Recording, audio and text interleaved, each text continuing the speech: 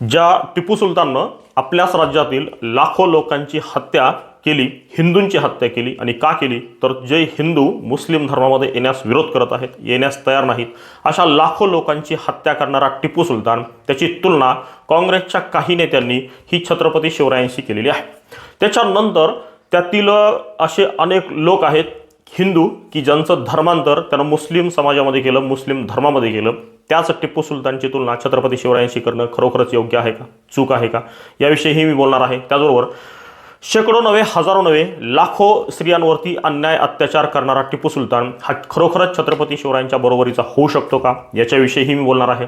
टिपू सुलतानच्या राज्यामध्ये खरोखर किती मंदिरं होती, त्यातली त्यानं किती उद्ध्वस्त केली, आणि त्यातल्या किती मंदिरामध्ये पूजा अर्चा करण्यास बंदी होती आणि फक्त किती मंदिरामध्ये पूजा करण्यास परवानगी होती, याविषयी मी सुद्धा बोलणार आहे. त्यानं खरोखर किती अन्याय केलेला होता, किती अत्याचार केलेला होता, आणि खरोखर टिपू सुलतान हा छत्रपती शिवरायांच्या बरोबरीचा होऊ शकतो का, याचं सविस्तर विश्लेषण अगदी थोडक्यात मी या व्हिडिओच्या माध्यमातून करणार आहे.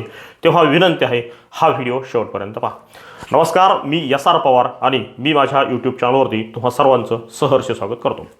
मित्रहो, काँग्रेसचे प्रदेशाध्यक्ष हर्षवर्धन सपकाळ यांनी 2 दिवसापूर्वी टिपू सुलतान याची तुलना छत्रपती शिवरायांच्या बरोबरीनं केली. आता छत्रपती शिवराय आणि टिपू सुलतान यांचा खरंच काही ताळमेळ बसतो का? खरोखरच हा टिपू सुलतान कल्याणकारी राजा होता का? खरोखर त्यानं काही चांगली कामं केलेली होती का? किंवा मग चुकीची केलेली आहेत तर ती किती चुकीची आहेत, किती भयान आहेत, हीच मी या ठिकाणी मांडणार आहे. इतिहासामध्ये ज्या नोंदी आहेत त्याच्यानुसारच मी हे मांडणार आहे. त्यानं अनेक लोकांची डोकी उडवली होती, अनेक लोकांना अगदी तरुणांना हत्तीच्या पायाखाली सुद्धा दिलेलं होतं, याच्यासुद्धा अनेक नोंदी आहेत. स्त्रियांवरती अत्याचार केलेला आहे, सामूहिक धर्मांतर केलेलं आहे. म्हणजे 1-2 लोकांचं धर्मांतर करणं वेगळं, म्हणजे एखाद्या हिंदूचं धर्मांतर करून त्याला मुस्लिम करणं वेगळं, आणि सामूहिक धर्मांतर करणं हे वेगळं. त्यानं सामूहिक धर्मांतरण केलेलं आहे. टिपू सुलतानने आपल्या सरदाराला अशी अनेक पत्र लिहिलेली आहेत, आणि या पत्रांमध्ये या सगळ्यांचा उल्लेख आहे. आता त्यानं सरदाराला अशा पद्धतीनं किती पत्र लिहिली असतील तर ती जवळपास 2000 पत्र आजही उपलब्ध आहेत. आणि त्याच्यानुसारच इंग्रज लोकांनी सुद्धा बरीचशी पुस्तकं लिहिली आहेत, किंवा मराठी भाषेमध्ये सुद्धा अनेक पुस्तकं उपलब्ध आहेत. सरदाराला लिहिलेली जी 2000 पत्र आहेत ती आजही उपलब्ध आहेत, आणि त्याच्यामध्ये ज्या नोंदी आहेत त्यानं जे सरदाराला सांगितलेलं आहे त्याच्या स्वतःच्या सरदारांना ही पत्र लिहिलेली आहे. त्यामधल्या नोंदीनुसार त्यानं किती लाख लोकांचं धर्मांतर केलं तर त्याची अशी नोंद आहे. तो एका सरदाराला लिहितो की मी जवळपास 1 लाख हिंदूंचं धर्मांतर केलं आहे, म्हणजे हिंदूंना धर्मांतर करून मुस्लिम केलेलं आहे.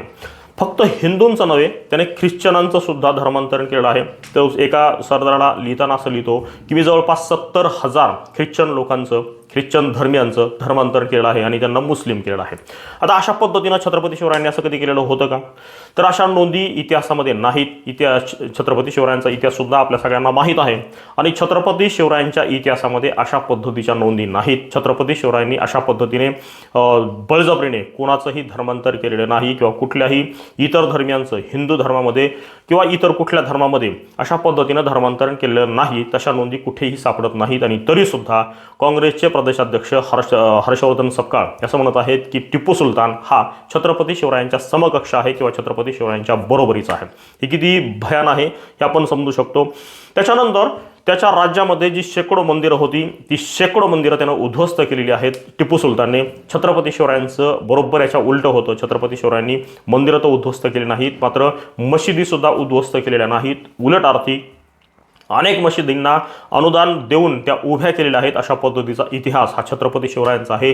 आणि तरीसुद्धा हे जे काँग्रेसचे नेते आहेत ते छत्रपती शिवरायांच्या सोबत या टिपू सुलतानचा बरोबरी करत आहेत, किंवा समकक्ष आहेत अशा पद्धतीनं तुलना करत आहेत. या टिपू सुलतानच्या ज्या गोष्टी होत्या, यानं जे लाखो हिंदूंना धर्मांतर केलं होतं, किंवा लाखो हिंदूंची हत्या केलेली होती, स्त्रियांवरती अत्याचार केले होते, त्यामुळं टिपू सुलतानचा उल्लेख किंवा त्याचं वर्णन करताना बरेचसे इतिहासकार त्याची तुलना ही औरंगजेबाशी करताना दिसत आहेत. तो दक्षिणेतला औरंगजेब होता, किंवा औरंगजेब ऑफ साऊथ अशा पद्धतीचं वर्णन टिपू सुलतानचं होत असताना सुद्धा टिपू सुलतानचं हे जे उदात्तीकरण सुरू आहे आणि टिपू सुलतानची बरोबरी ही छत्रपती शिवरायांच्या बरोबरीने दाखवण्याचा जो घाणेरडा प्रकार सुरू आहे त्याचविषयी मी या ठिकाणी बोलत आहे. आता यानं टिपू सुलताननं आपल्या सरदाराला एक पत्र लिहिलं आहे, आणि त्या पत्रात तो सरदाराला काही गोष्टी सांगतोय. काय सांगतोय पहा, की स्थानिक हिंदूंना ठार कर. मी तो आदेश देतोय. आपल्या सरदाराला की स्थानिक हिंदूंना ठार कर, 20 वर्षाखालील लोकांना कोठडीत टाक. स्थानिक हिंदूंना ठार कर, 20 वर्षाखालील हिंदूंना किंवा लोकांना कोठडीत टाक, 5,000 लोकांना झाडाला टांगून फाशी दे. अशा पद्धतीचे आहे. आणि तो परत खाल्लीतोय की ही माझी आज्ञा समज, ही तुला एक आदेश आहे, आज्ञा आहे आणि अशा पद्धतीनं कर. म्हणजे तो लोकांना ठार करायला सांगतोय, लोकांना कोठडीत टाकायला सांगतोय, 5,000 लोकांना झाडाला टांगून फाशी द्यायला सांगतोय. अशा पद्धतीची आज्ञा किंवा अशा पद्धतीचा आदेश छत्रपती शिवरायांचा एकही आदेश आजपर्यंत अस्तित्वात आलेला नाही किंवा दिसून आलेला नाही. इतिहासामध्ये अशा पद्धतीची कुठलीही नोंद नाही. आणि तरीसुद्धा या इतक्या क्रूर टिपू सुलतानची तुलना ही छत्रपती शिवरायांशी करणं हे अतिशय घातक प्रकार आहे, अतिशय चुकीचा प्रकार आहे. खरं म्हणजे सर्व स्तरामधून याचा विरोध होणं आवश्यक आहे. त्यानंतर पुढची अजून एक घटना आहे, गोष्ट आहे की एक गाव आहे, त्याचं गावाचं नाव आहे मेलुकोटे. आणि या गावामध्ये एकाच दिवशी 700 जणांचा नरसंहार केला गेला होता. आणि तो कधी, तर तो ऐन दिवाळीच्या दिवशी हिंदू लोकांचा नरसंहार केला गेलेला होता.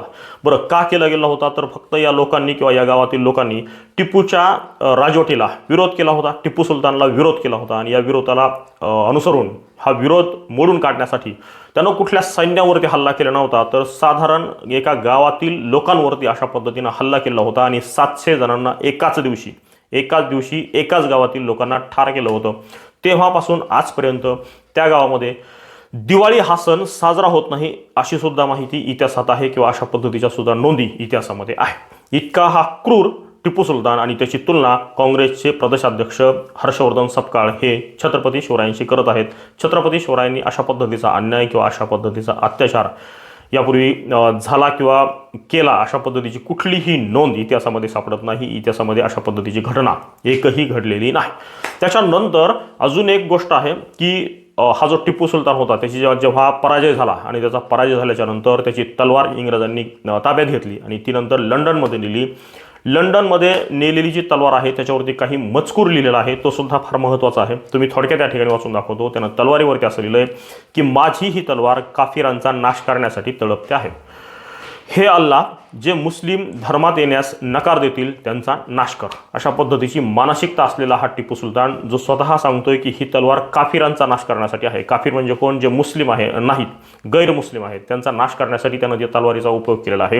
आणि तो असंही म्हणतोय की हे अल्लाह, मुस्लिम धर्मात येण्यास जे नकार देत आहेत त्यांचा नाश कर. अशा पद्धतीनं जर टिपू सुलतानची मानसिकता असेल तर तो किती धर्मांध होता हे सुद्धा याच्यातून निष्पन्न होत आहे. मात्र अशा पद्धतीचं वर्तन छत्रपती शिवरायांच्या बाबतीत अजिबात नव्हतं किंवा छत्रपती शिवरायांच्या राज्यामध्ये अशा पद्धतीची मानसिकता नव्हती.